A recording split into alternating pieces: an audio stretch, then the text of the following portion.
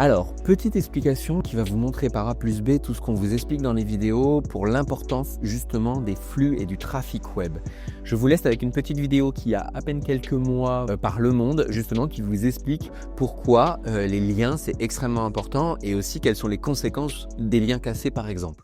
Internet est en train de mourir, ou plus exactement est en train de pourrir. C'est ce qu'on appelle en anglais le link rot, le pourrissement des liens. Concrètement, c'est le fait de tomber sur ça en cliquant sur un lien URL, mais aussi de tomber sur des photos, des vidéos, tout contenu qui a disparu ou a été supprimé. Parce qu'on a beau entendre que tout ce qui est publié sur Internet reste en ligne pour l'éternité, c'est juste faux. Une étude publiée en 2012 a montré qu'en moyenne, 27% des contenus publiés sur les réseaux sociaux disparaissaient en à peine plus de 2 ans.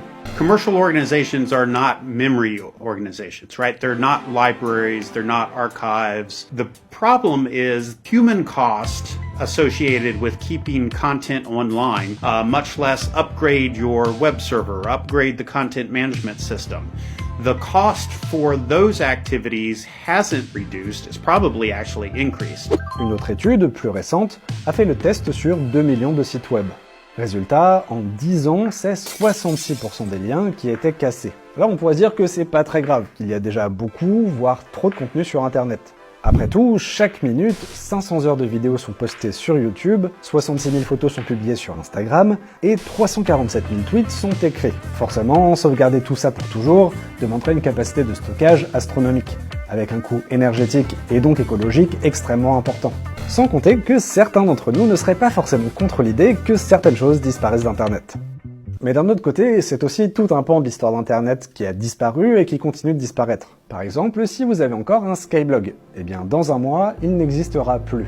Le 21 août prochain, la plateforme fermera définitivement ses portes, rendant inaccessibles les 19 millions de blogs créés depuis son ouverture en 2002. Mais le Linkrot va bien au-delà de vos souvenirs des années collège. Ça concerne aussi des études scientifiques, des articles de presse, ou même des décisions de la Cour suprême américaine. C'est un peu plus problématique. There's the popular phrase that social media is the first draft of history, right? So if we want to replay events that occurred, such as Arab Spring, as they unfolded, being able to access effectively the source material of people who were on the street, on the ground, and as protests unfolded and dictators fell is of vital interest. Et le pourrissement des liens peut aussi avoir des conséquences inattendues. En 2021, plusieurs médias américains se sont retrouvés à héberger, sans le vouloir, des vidéos porno hardcore. Tout simplement parce que ce site utilisait par le passé VidMe, un concurrent de YouTube disparu en 2017 et dont l'URL avait été rachetée par un site de vidéos pour adultes. Ouais, le Linkrot est un problème. Et c'est pourquoi des gens ont fait de la lutte contre le pourrissement des liens une mission. C'est le cas de la fondation derrière le très connu Internet Archive, qui, avec sa Wayback Machine, a déjà archivé 800 milliards de pages web. C'est même grâce à cet outil que Wikipédia a pu ressusciter 9 millions de liens morts dans ses articles en 2018. Mais en France aussi, il y a des initiatives. Je vous parlais de Skyblog un peu plus tôt. Eh bien, vous serez heureux ou triste de savoir que la BNF, la Bibliothèque nationale de France, va les archiver. L'équipe de Skyblog nous a contactés pour voir un petit peu dans quelle mesure on pouvait travailler avec eux, et nous, on a tout de suite identifié ça comme étant une collection très très importante, très intéressante, pour garder encore une fois la mémoire de ce qui a été un moment de l'histoire du web. Donc on est tout à fait dans nos missions de constitution de collections historiques. Et même chez nous, au Monde, on a des outils pour détecter les liens morts sur le site. Puis les équipes du journal décident de soit réparer ces liens quand c'est possible, ou de les rediriger vers d'autres articles pertinents quand ça ne l'est pas.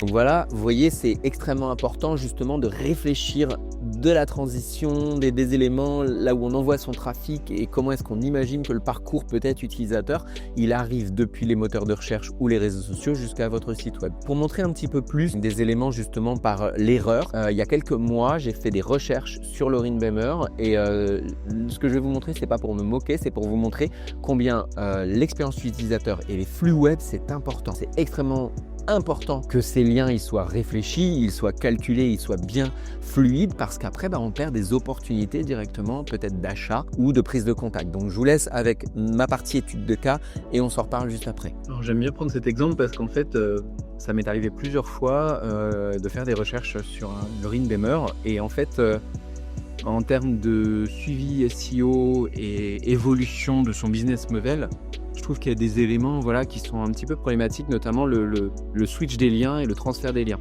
Par exemple, quand on arrive quand on fait des recherches sur son nom, alors elle a changé plusieurs fois de nom de formation déjà, donc c'est assez perturbant. Je me demande toujours s'il faut faire une recherche sur La Meuf en Rouge, sur Social Hacking, sur Lorin Bemer, sur...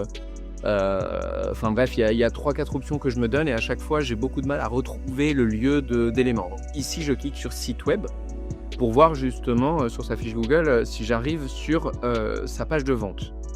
Donc là, ça me dit le site n'existe pas. Donc la fiche Google, et c'est très dommage, n'a pas été mise à jour depuis l'évolution sans doute de sa plateforme, ce qui date quand même de plusieurs mois. Donc je trouve ça assez surprenant. Après, je sais que Instagram, faut avoir un compte pour y aller, donc c'est pas là-dessus que je vais cliquer en premier. Moi qui suis plutôt adepte du B2B, je vais aller voir. Alors j'ose espérer et je pense qu'elle l'a mis à jour ici, son lien. Je sais pas, ça tourne, j'ai un doute. Non, ça c'est... ok, ça c'est pour vendre la formation, enfin le live qu'elle fait, donc c'est pas bon. Je reviens en arrière. Là, c'est d'autres choses. Ça, alors j'avais cliqué dessus aussi. Et au final, j'étais arrivé sur son lien newsletter. Donc, c'est pas non plus ça que je veux. Là, c'est des avis. Ça, c'est autre chose. Ça, c'est aussi sa newsletter, je crois.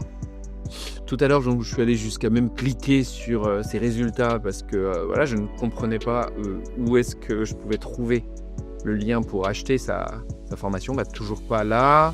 Là, évidemment, ça ne peut pas se mettre dessus non plus. Bon, alors, sur son nom propre, je ne trouve pas sa formation. Donc, c'est très compliqué. On va essayer avec son nom, La Meuf en Rouge, qui est un peu surprenant de devoir taper ça.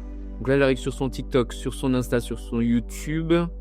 Je ne trouve pas non plus... Ah, tiens, son Linktree. Alors, son Linktree devrait être bon, j'espère. Mais encore une fois, il faut que les gens soient capables de savoir qu'il y a un Linktree et qu'ils puissent le cliquer. Ça fait des commandes, je sais le site internet, rejoins le ballon rouge. Bataillon rouge. Putain, je lis vite en plus. Bon, on imagine que c'est un lien, ça peut être vers ses ventes. On va terminer par ça.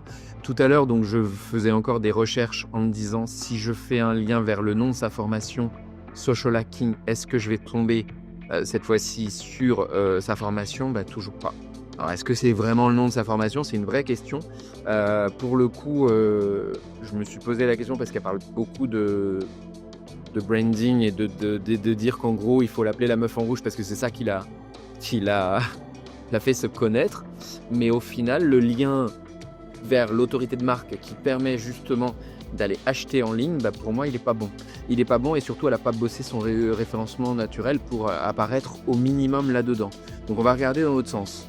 J'ai dit que ça devait être là-dessus, donc j'imagine. Alors là, j'ai un peu peur parce que je me dis si elle n'a pas renouvelé son nom de domaine et qu'il n'y a rien qui marche, c'est quand même pas terrible pour quelqu'un qui avec l'autorité qu'elle a. Alors, pour le coup, je me moque pas de son autorité dans le sens où je pense qu'elle en a une vraiment.